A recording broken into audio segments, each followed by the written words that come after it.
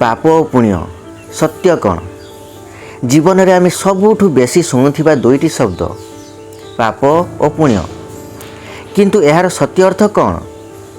କେବଳ ପୁସ୍ତକରେ ଲେଖାଥିବା କିଛି ନିୟମକୁ ଅନୁସରଣ କରିବାକୁ ପୁଣ୍ୟ କୁହାଯାଏ ଓ ତାହାକୁ ଭଙ୍ଗ କଲେ ପାପ?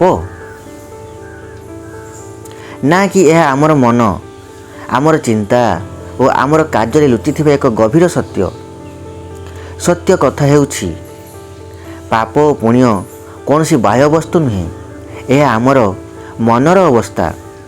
ଯେତେବେଳେ ଆମେ କାହାକୁ ଦୁଃଖ ଦେଉଛୁ, ଠକୁଛୁ କିମ୍ବା ଅନ୍ୟର ଅଧିକାର କ୍ଷତି କରୁଛୁ, ସେଥିରୁ ଜନ୍ମ ନେଇଥାଏ ପାପ। ଆଉ ଯେତେବେଳେ ଆମେ କାହାର ମୁହଁରେ ହସ ଆଣୁଛୁ, ସାହାଯ୍ୟ କରୁଛୁ, ନିଷ୍କାମ ଭାବରେ କିଛି ଭଲ କାମ କରୁଛୁ, ସେଥିରୁ ଜନ୍ମ ନେଇଥାଏ ପୁଣ୍ୟ। ଯେ କାମରେ ଅନ୍ୟର ଆଖିରେ ଲୁହ ଆସେ ସେହି କାମ ପାପ। ଯେ କାମରେ ଅନ୍ୟର ମୁହଁରେ ହସ ଫୁଟେ ସେହି କାମ ପୁଣ୍ୟ। ପୁଣ୍ୟ କେବେ ବି ଦେଖାଦେଖିରେ ନୁହେଁ, ଏହା ହୃଦୟର ସତ୍ୟତାରେ ରହିଥାଏ। ସତ୍ୟ ପୁଣ୍ୟ ସେଠାରେ ଯେଉଁଠାରେ ନିଷ୍କାମତା ଅଛି, ନମ୍ରତା ଅଛି, ଭଲ ପାଇବା ଅଛି। ପାପ କେବଳ ବଡ଼ ଅପରାଧ ନୁହେଁ, ଛୋଟ ଛୋଟ କାମରେ ମଧ୍ୟ ପାପ ଲୁଚି ରହିଥାଏ। ମିଥ୍ୟା କହିବା, କାହାକୁ ଅବହେଳା କରିବା, ଈର୍ଷା କରିବା, ଅନ୍ୟର ଦୁଃଖରେ ଖୁସି ହେବା, ଏସବୁ ହେଉଛି ପାପର ରୂପ। ମନରେ ଖରାପ ଭାବନା ଆସିଲେ ପାପ ଆରମ୍ଭ ହୁଏ। ମନରେ ଭଲ ଭାବନା ଜନ୍ମିଲେ ପୁଣ୍ୟ ଆରମ୍ଭ।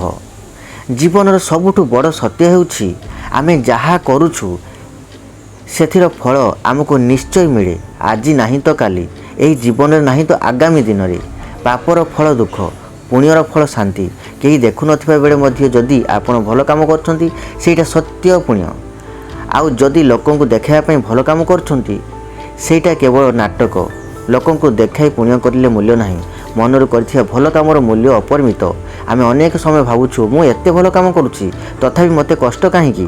କିନ୍ତୁ ଆମେ ଭୁଲି ଯାଉଛୁ ପୁଣ୍ୟର ଫଳ ସତରେ ମିଳେନି, ସେଥିପାଇଁ ସମୟ ଲାଗେ। ପାପର ଫଳ ମଧ୍ୟ ଡେରିରେ ଆସେ କିନ୍ତୁ ନିଶ୍ଚୟ ଆସେ। ସମୟ ଶାନ୍ତ ଥାଏ କିନ୍ତୁ ନ୍ୟାୟ ନିଶ୍ଚୟ କରେ।